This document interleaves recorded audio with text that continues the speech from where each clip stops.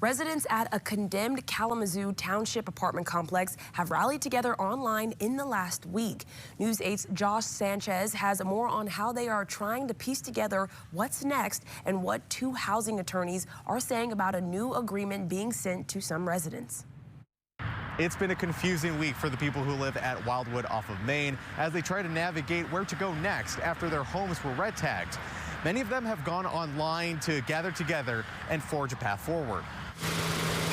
Many of the red tags we saw last week are still on doors, warning of safety concerns about the apartment complex's stairs and decks. Some have taken the frustration over the issues online. Welcome to day 6 of living in a condemned apartment. I'm Amber, and I live... Amber Johnson is one of several people who live here whose social media videos have been connecting neighbors to a pool of resources and information. One of the newest concerns shared by her and other residents is the agreements they say are due tomorrow if someone wants to move out.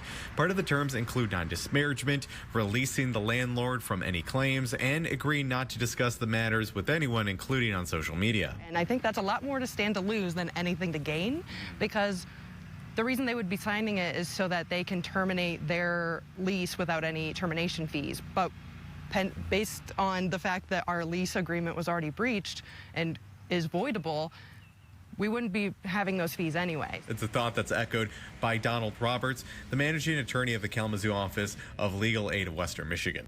I guess I would argue that since the property's been condemned, the lease is in breach. And so they breached the lease by failing to maintain and repair the property. Jim Shafsma with the Michigan Poverty Law Project says the agreement is an unlawful nor a surprise. He says it could be a starting point to negotiations between landlords and tenants if the complex is open to that, but it could be the easiest option for some renters. Close this chapter in their lives and move on with their lives, and other tenants may have a different mindset and want to pursue some of the issues that the agreement that Wildwood is proposing would prevent them from pursuing. A voicemail to the leasing office hasn't been returned by deadline. An email to the management company New Earth Residential has yet to be returned as well.